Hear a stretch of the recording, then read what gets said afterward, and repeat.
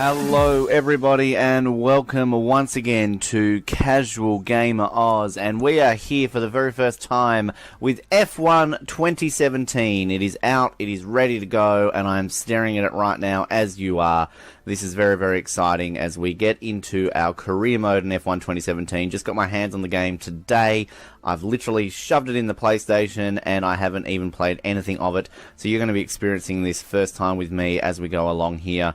And very excited that we can finally do this. If you first time here to the channel, we of course had a bit of fun with F1 2016 doing 2 seasons on a career mode with Sauber driver Ben Waterworth. Got a couple of wins, just had a bit of fun with it, and it was a good time. Go back and watch the videos and a couple of online ones there too. And for those who are unfamiliar with F1 2017, obviously we're going to go through some of the features and that here with you. And also if you're unfamiliar with Casual Gamer Oz, just as the name says, we're casual gamers, so therefore we're probably going to have a lot of things on that a lot of the other channels don't. Something like the racing line, we're not going to go into too much details with the setups and things like that. Shorter races and just a bit of casual fun really. But obviously exciting to see this screen, and we've got our very happy drivers, well, very upset drivers with the exception of Daniel Ricciardo, and I still don't even know why Stoffel Van Dorn made the cover there. I mean, no Valtteri Bottas, no Kimi Raikkonen. They decided to put Stoffel Van Dorn because clearly he's in the same league as all those drivers there in the cover. But anyway, alright, let's get into this. For the very first time, I'm going to press the options button. Again, I've never played this until right now. You are experiencing this with me. Would I like to import my profile data? Sure, let's do that. That sounds like a nice thing to do. I must agree to the license agreement. Sure. The gamma adjustment, that looks fine. To fit the display, does it need to go wider, or that's fine. Cool. All right. Driver creation. Please enter your driver information. These details, they get straight into it. You don't even really get a chance to select any other game modes. So, by the looks of things, we've got pretty much everything kept over from F1 2016. So there's my ugly Joel Creasley looking mug. Now, good thing, of course, about F1 2017 is you can be a female driver this time around, and I'm always tempted to be a female driver, but I think I'm going to stick with my ugly mug. A few other different profile pictures here that looks good. There's a few more African American, or I guess black drivers, to be less political correct, but I think you know what I mean. They're not necessarily African American, of course, if they're not from America. So I guess non-Caucasian players, that's the probably politically correct term we can go with there. And I believe there's 7 female avatars. Now, I watched a review of another channel. There's I think 44 avatars here in total, and I watched a review basically complaining that there was only 7 female avatars and it wasn't an even spread. I think it's a little bit ridiculous to complain about that. To be honest, people were complaining a year ago that we didn't even have female avatars in the game. So I think it's a huge step forward, and it's great that Codemasters has finally included some female characters back in the game, because I know they have previously. But yeah, I think it's just, rather than complaining about the fact that we've got them back in the game, just accept it. It's happy that we've got them. So yes, anyway, I'm going to keep my ugly mug. Now I might change my helmet, because I think they've got a few new designs this year. They've had a couple of, these are some of the fan-created ones that they've put through. Now, I don't necessarily like the colours on those. There's a very Senna-esque helmet, and some interesting designs along the way here. We can probably stick with mine. I don't know. I kind of like some of these new designs. That one there's kind of cool. It's got like lightning bolts on it. Let's have a bit of a... Oh no, maybe we don't want to. Can I edit it? I would like to edit my helmet. Or am I not allowed to edit my helmet? Obviously you can't fiddle with those designs. Oh, okay. Well, if that's the case, then I'll just keep my design, because I don't want to have to go through... Oh, that's disappointing. Alright, anyway, so I'm Australian. Do they have extra nationalities? I don't think Bolivian was in there before. That's interesting. I'm sure there's lots of Bolivian drivers out there. Hey, you can be a New Zealander, of course you can be. A Northern Irish, I think that's a new one there. Qatari, I believe that looks like it's new. Salvadorian, I should say. So it looks like you've got a few nationalities, new ones in there as well, which is good.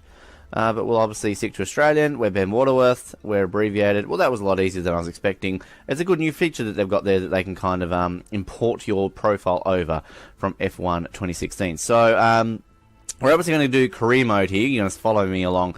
But along the way, we might do some multiplayers, of course. We might do some of the other classic car championships. Because, of course, classic cars are in this. That's what everybody is excited for. So, let's get into career mode here. And certain game mode features available as updates. Yes, obviously this is updating, I think, as I'm starting to install it. Now, I obviously drove for Sauber first time around, but this time around I've already announced that I'm going to drive for Toro Rosso. Now, it was actually funny, at the end of my second season on career mode in F1 2016, my options were Toro Rosso, Haas, and McLaren. And I decided to go with Toro Rosso, so it kind of seems poignant that I'll go with that. So, farewell, Sauber. You were good in F1 2016, but now it's time to move into our first go, Toro Rosso. We've been selected into the Red Bull Junior program, and we're going to go with Toro Rosso. Now, who are we going to take as our teammate? This is my big discussion. Do we want to take the Torpedo Kvyat, or do we want to go with Carlos Sainz, one of the I guess, most underused talents in F1. I'm going to go with Sainz because I feel as though he might be able to get some more points. And even in F1 2016, Kvyat seemed to struggle. So let's go with that, and let's get into our career here. Obviously, we're going to try and go completely unedited here and do this all live with you. Now, similar to what we're going to do on F1 2016, we're going to keep pretty much the same rules. So we had one-shot qualifying. We're going to keep that. No formation lap. Race starts assisted. We're going to go with a 5-lap Grand Prix, which is good.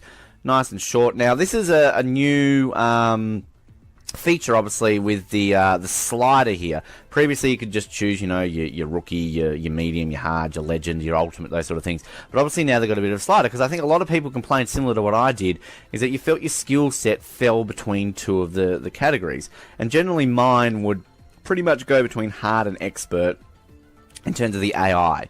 So, hard, I mean, as you probably saw on F1 2016, hard was, I guess, fairly standard with what I was up to.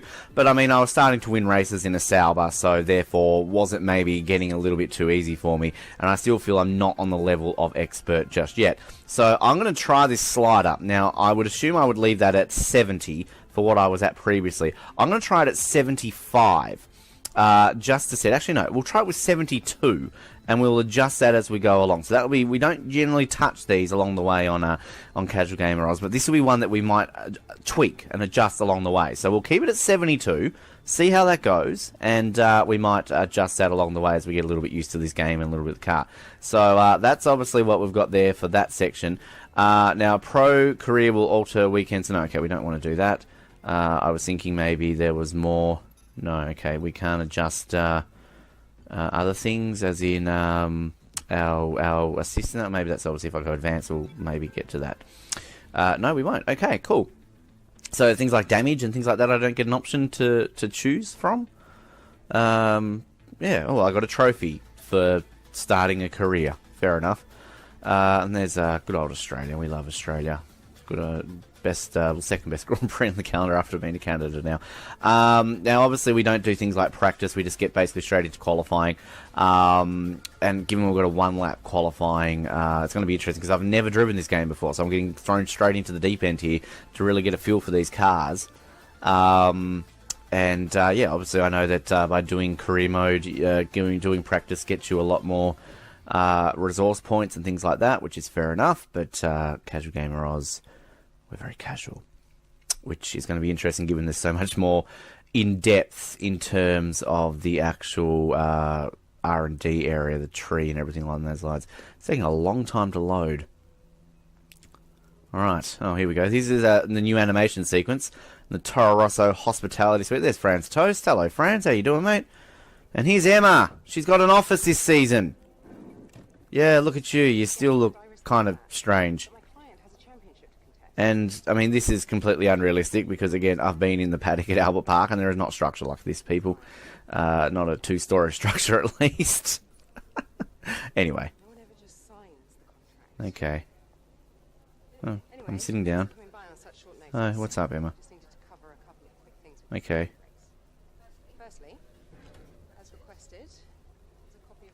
Oh, yeah, it doesn't look any different to the contracts in the previous game, but sure. She's got a nice bunch of flowers there, doesn't she? Oh, your phone's going off. Hurry up and answer it, Emma. Oh, well, that's convenient. That you know, there might be some invitational events, classic games and all that sort of stuff. Classic cars, I should say. She's got a very she's been using the Botox there, Emma. Her face is very still. Thank you. I hope you have put some more Botox in that face. All right. So, I mean, there's cool little new animations here. They're obviously trying to expand this whole live the life of the driver thing, which I look, it's fine. But I think what's interesting, I've seen a lot of the reviews saying that they've improved it and all this sort of stuff, but I still think they've almost taken a step back. Because if you remember the early Codemaster games when you had things like press conferences, oh, you can see your hands on the desk this time around, and the interviews and stuff like that, I mean, that to me was a little bit more in depth. Whereas, you know, I guess they can work their way back up. Anyway, so this is what we are. We're on this nice little hospitality little suite here.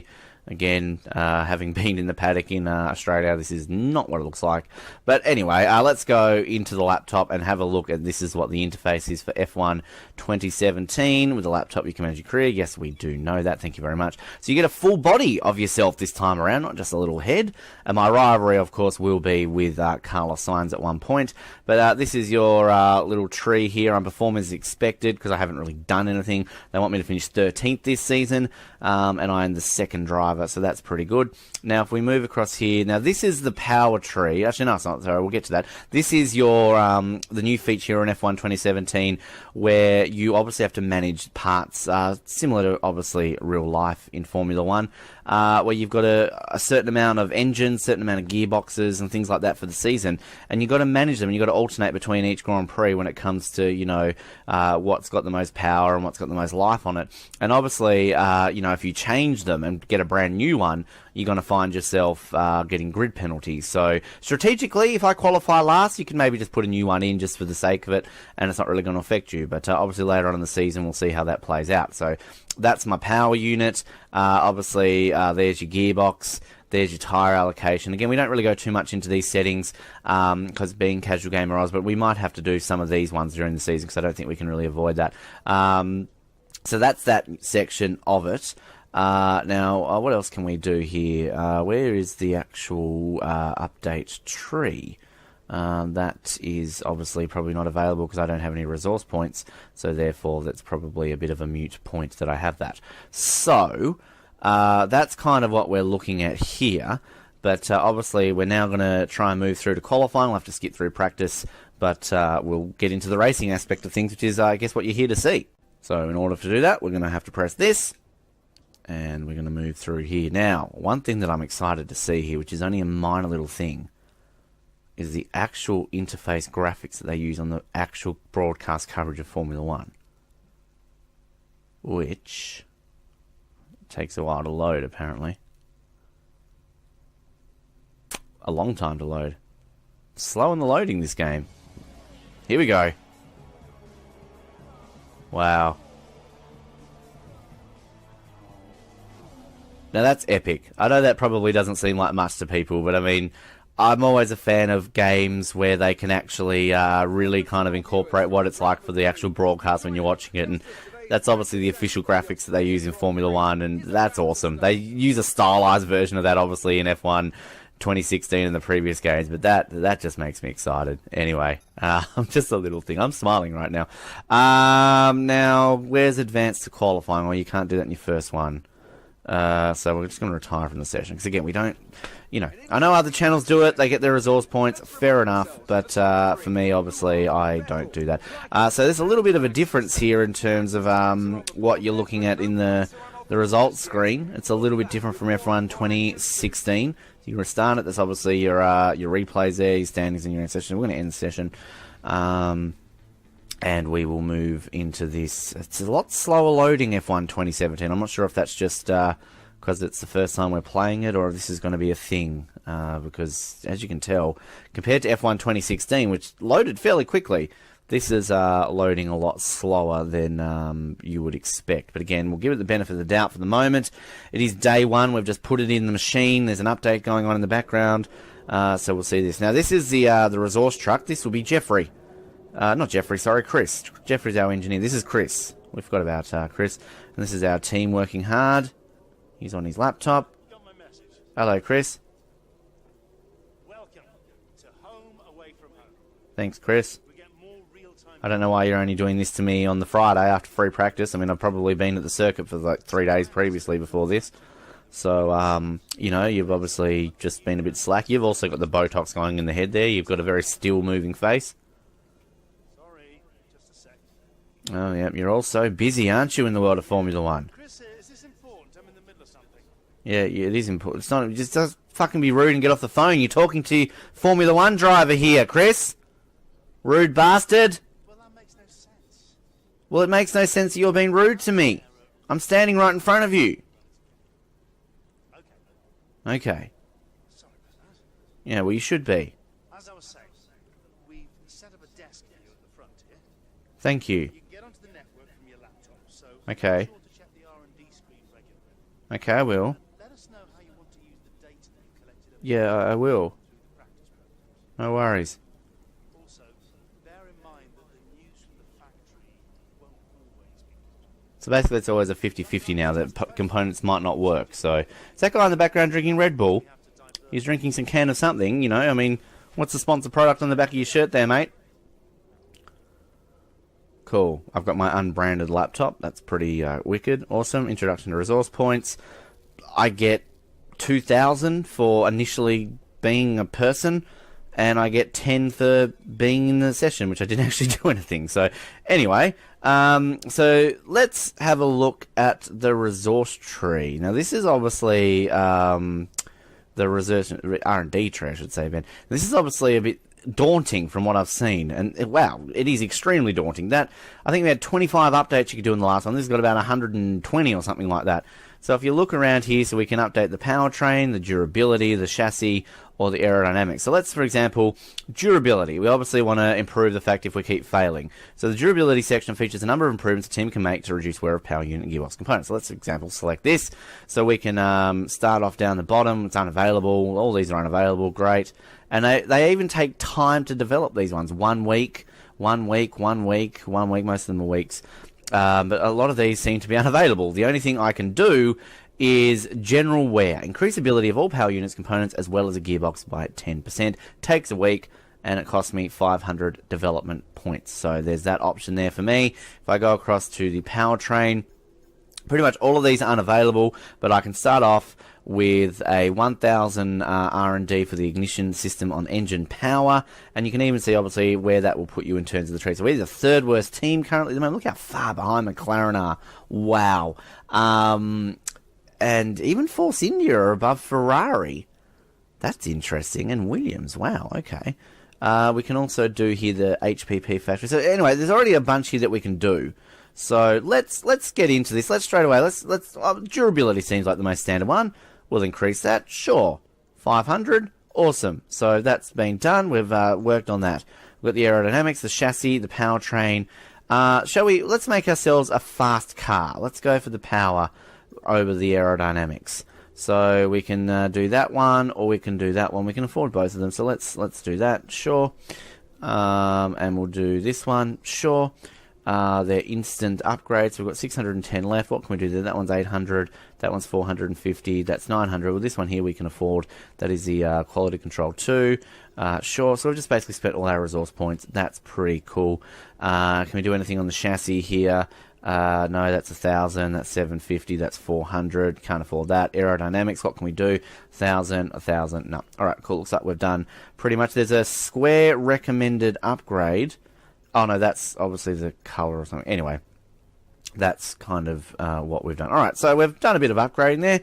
Why not?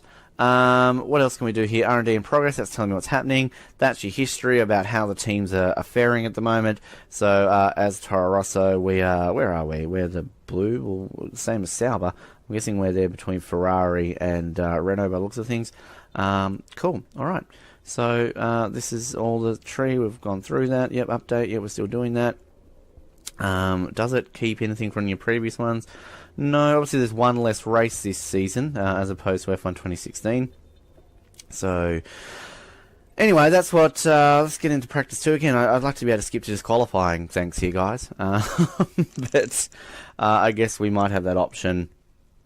Obviously, with this one, I think from memory, once you started playing F1 2016, they just gradually got you across the line there. All right, surely we can advance to qualifying here. There we go, advance to qualifying. So, 1 lap qualifying as per usual. How are we looking? Science is intense. So, we're, okay, Doing a lot better than we were for when we were driving for Sauber.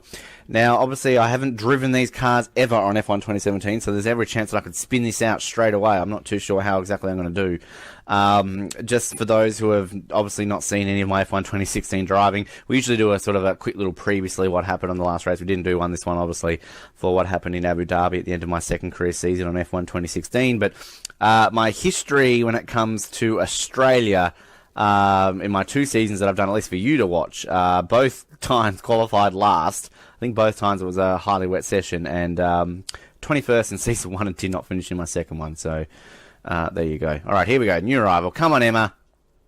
Hey. It's going to be my teammate. We know. You've got that weird belt on again, don't you? Good. Gets people talking about you. It really doesn't. I really hate this rivalry system. It really doesn't do much. Yep, I'm cool. Awesome. Oh, what a surprise. It's Carlos Sainz. Alright, so let's get into this. Let's actually get on the track. You've seen me do all this other random garbage, and now we're going to finally give ourselves a taste of the racing here in F1 2017. I'm excited. Are you excited? We're all excited. These cars look amazing, of course. These are pretty much the fastest F1 cars in history as well, between these and 2004. Of course, you've got a 2004 Ferrari in the classic mode. But, I mean, I've had the opportunity of seeing these cars live, obviously at this Grand Prix earlier this year and in Canada. And they're beasts. You can tell they're so much faster. They look amazing. They're wide. They're just beautiful looking and all that sort of stuff. So let's get a chance to drive one now. As always, as we say, we're just going to keep, we don't really change the settings. We're going to keep the tyres. The only things we'll ever look at are potentially the gearboxes and things like that. But right now, we're satisfied with everything. It's race 1, unless something fails, and touch wood it won't. Let's now get into the track action. F1 2017, here we go! And already you can see just how wide that is now. I'm going to get a real feel for this car. Whoa, and oh no! The controllers have changed on me! They've put it to the shoulder buttons. I usually drive with the X button. Alright, hang on a sec. That's frustrating. They're meant to take my settings across. Oh, bugger. Alright, so we want to go to, what do we do here? Where's controller? Sys, race settings, customize controls. This is very frustrating. You think they would keep it on there. Preset number 1. Preset number 2. How do I edit? There we go. I'm old school. I like X's accelerate. X's accelerate. We have square as reverse. Steer left, steer right. That's fair enough. Gear up. We're old school. We don't do that. Next camera. Yep. Look forward. Yep. Activate DRS. Now, we generally have that as the shoulder button. Pit limiter. Well, I hope that's all on manual. Because... Okay, menu up, menu down. Yep. Push to talk multiplayer. Unassigned button. Unassigned button. Unassigned. Do we have to do those? I'm guessing we probably do. Do you want to save changes? Save as new control scheme. Sure. Custom. Yep. Sorry about this. Is kind of boring, folks. But I mean, it's kind of frustrating that this is all here. Now I'm just worried about like pit limiter. I mean, not that I will pit. AI, hard flashback, safety car rules and changes, corner cutting, race starts, assisted. Okay, well, that's what I want. Okay, we should be fine. What was corner cutting, regular, vehicle damage simulator? Okay, we should. Looks like we're on the right settings. Okay, so let's try this again. I'm not going to restart it. We don't restart. We don't use flashback. So let's get back into this. There we go. Okay. That was lucky. Oh, you can feel feels a lot easier to steer. Definitely it turns a lot better than F1 2016. Although it feels like it's missing gears. Something doesn't feel right with this. It's just, yeah. It's like he's missing gears. Something's very different about this, and I'm not sure what I've done here. Because as you can tell when he brakes, he doesn't go down to the lower gears. He just maintains the higher gear settings, and I'm losing a lot of time at the moment. I'm feeling something is not up with this. And maybe I've done something with those settings that has just cost me, because I'm going to be dead last here. Absolutely dead last. I don't know what the hell has happened. And I'm on miles an hour. I don't like this. Hang on. This is, yeah. Race settings. No. On-screen display. Kilometers an hour. D Celsius on mini-map. Full track map. Information, lap times. All that kind of stuff. That's what we want. Yup. Cool. Something's definitely wrong with the controllers. And I'm sorry that this is kind of, very boring for you right now, because something is airy with this. Maybe it's the whole because we've got gear up set to accelerate as well. Well, that's stupid. And gear down. Okay, that's what's and clutch. They're all under the same instance. That's well, that's stupid. That's very stupid. So I think you've discovered there that's all, and then you've got pit limiter is on to that. You've got 101 different things bound for everything here. Wow. Okay. This is very interesting. I don't like how they've got these automatic settings when it comes to this, but anyway, well, we've definitely learnt a few things here, and I think I'm going to cross the line in just a moment, and you'll see where I'm at, which is going to be here. And look, you would think I would restart, but I'm not going to. I'm going to accept my fate, and that's because I fucked the controllers up somewhere. So Jeff not happy with that, I'm not happy with that. We keep our trend of qualifying dead last in my home Grand Prix, but at least this time around there's 2 less cars on the grid, so I'm actually 20th rather than 22nd. So there we go. Alright, disappointing. You're learning a lot with me as we go along here. As I said, I am doing this all completely live for you. And obviously this video is going to be a bit longer than the other ones just because we're learning as we go along. And we might even, just for the fact that we're at, I said before, we're at the end of the grid. We're not going to get any penalties for changing any gearboxes, so why don't we just give ourselves a new engine, a new gearbox, and all that kind of stuff, just for the fact that it will actually give us an extra run for the rest of the season. So I don't know, though. The only problem is in terms of the time of fitting it, whether or not I will make the actual start of the race. So there's this little rivalry system too, which we'll see with those teams, which I'll get to. Now, I just want to quickly see, if I change my engine, will I make the race? So if I go plus, ordering this component will result in a grid drop penalty. Well, it doesn't matter. So we may as well. We may as well give ourselves an extra one, which will come in handy for the rest of the season. So this is kind of a weird little thing that you can do. It's, I think, what McLaren do every single round. You know you're going to be last, so you may as well just fit new parts. And that basically gives us an extra engine for the rest of the season. So, yeah, it's just a little bit of strategic elements going there. We can give ourselves a new gearbox as well. Why not? Yep. Cool. First round of the season, and we're already giving ourselves this. But again, we're going to be dead last on the track, so it's not going to matter at all. That's basically how it is. Now, just this quick little reputation tree here. I like this. So this basically, for teams in the future who might want to sign you. So if you keep crashing into Renault all season, that's going to be right down the end. If you keep crashing into Ferraris, they're going to be right down the end. If you saw in my F1 2016 career, you know in the first season, I kept crashing into Williams, and the next one, well, Mannor's not in it anymore, but we kept crashing into Manners. So therefore, they wouldn't want to sign us. So this is kind of a good little gauge, and if you really want to drive for Ferrari, just avoid crashing into Ferraris and impress them, and then eventually that will go up. So that's kind of a cool little thing that they've brought into this here, and there's your standings and your constructors and all that kind of stuff. Alrighty, let's go to the race. We've got ourselves a new gearbox, new engine, new everything. Giving ourselves a 5th one for the season. We're dead last on the grid. I think I fixed the controls. Let's see what we can do in F1 2017. I'm excited for this. Are you excited for this? I'm excited for this. Obviously, we're sad with qualifying, but shit happens. And again, slow loading, Codemasters. You've really made this loading slow in F1 2017. Oh, let's just live this glory here. Oh, it's so good. And I think we've even got the actual proper graphics from the start of the race too with the map, from what I've seen online. Oh, we do. It looks awesome. Look at that. It's just like you're actually watching a Grand Prix. Oh man, that's so cool. And there's Crofty. There's a little bounce around the world. Look at that. It's pretty cool, if you ask me.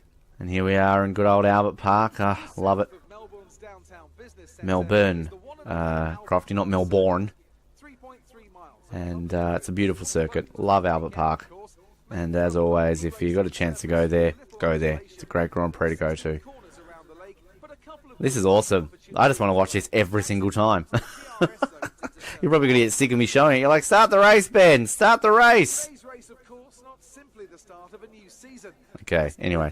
So let's take a look at the grid as we do this at the beginning of every single one of our races here. So we're going to have Mercedes on pole. No, we've got Ferrari, Vettel on pole. Good job, Seb. Hamilton second, Raikkonen third. There's Bottas, yay, and a Mercedes. No more Rosberg, sad. Ricciardo fifth, Verstappen sixth, Massa seventh, Perez up there in eighth, Grosjean ninth, Hulkenberg 10th, Ocon 11th. There's Lance Stroll, my man. I love Lance Stroll. Carlos Sainz, my teammate, 13th, 14th, Magnussen, Palmer, Alonso, Van Dorn, Verline, Ericsson, and myself. You know you're doing bad when the McLarens are out qualifying you. So let's do this, folks. Let's try our very first race here in F1 2017.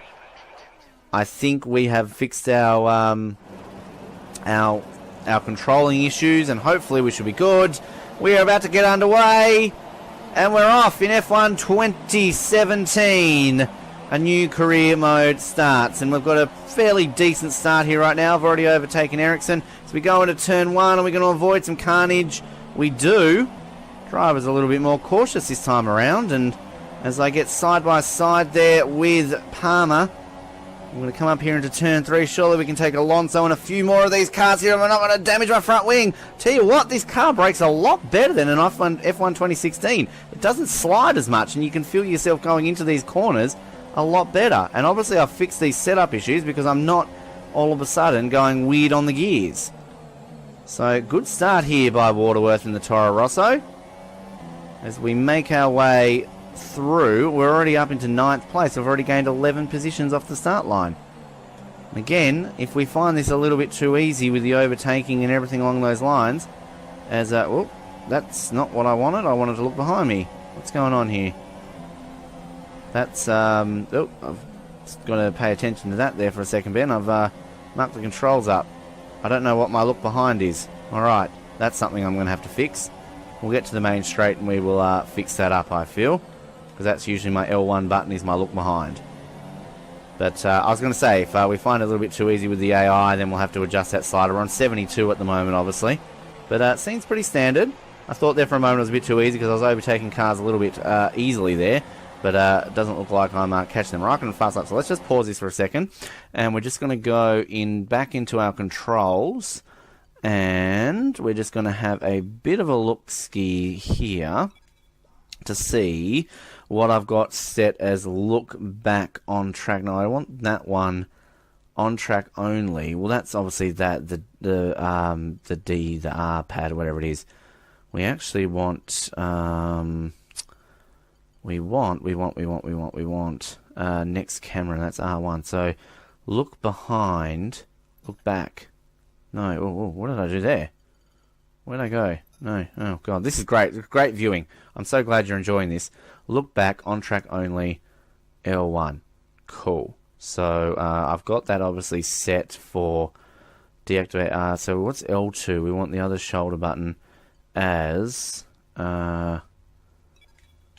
There we go. Okay. I think we're good. Alright. We've made a good start. Everything seems to be going well.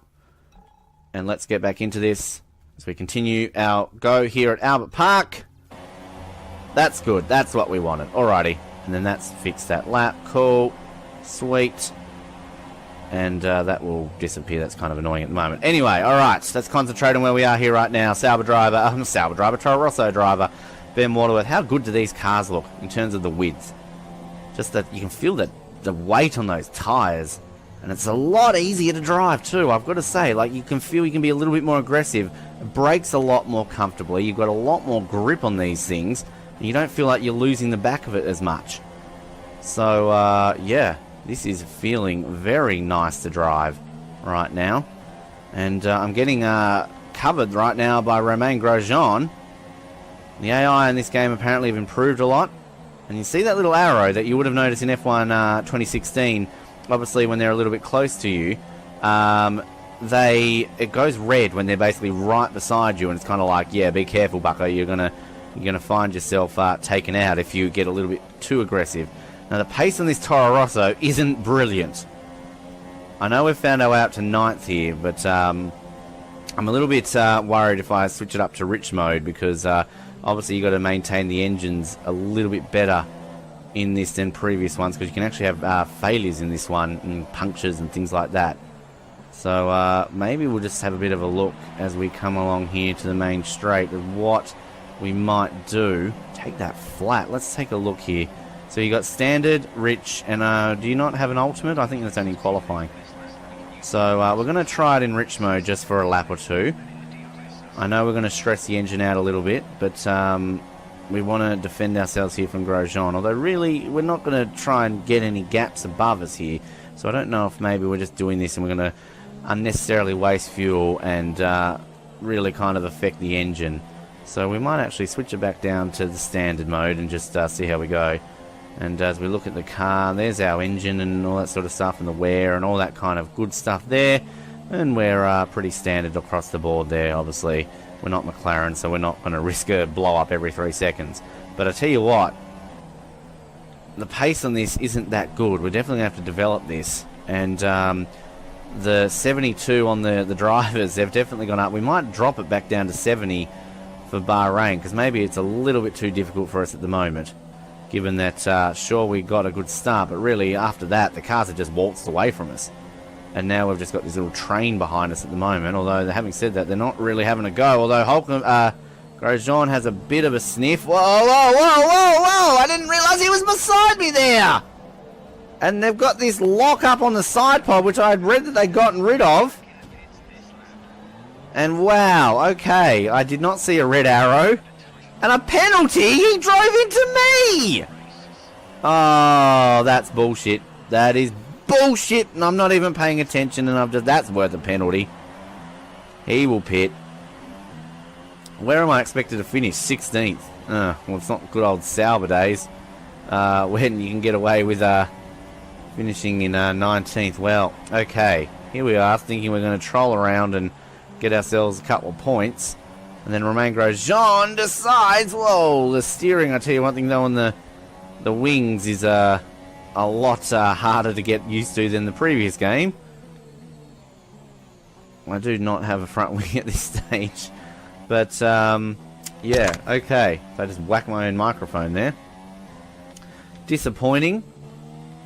Again, just thinking out loud and not concentrating where I am in the race. 19th looks like it's where I'll finish now.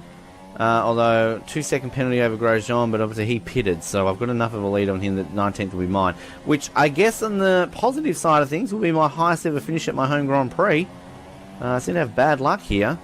So again, it's a track I generally do pretty good at. I like Albert Park, so it's not like I'm generally bad at this circuit. But yeah, alright.